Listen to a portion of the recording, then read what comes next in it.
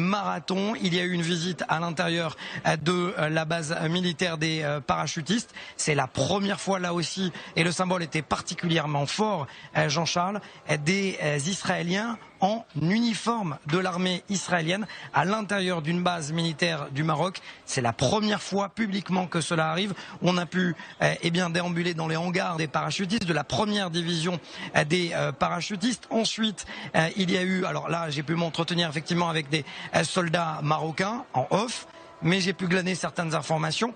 On a quand même l'impression qu'il y a un excès de confiance, comme cela a été vécu en Israël à la veille de la guerre du Kippour en 1973, où ces soldats marocains se disent être prêts au combat contre qui? Contre l'Algérie. Ils sont remontés.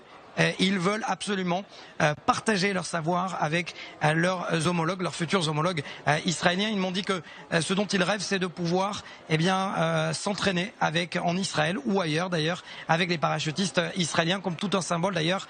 Benny Gantz, ministre de la Défense, ancien chef d'état-major, ancien parachutiste, qui rencontre son homologue et également le chef d'état-major qui est lui-même parachutiste. On voit que les symboles sont forts.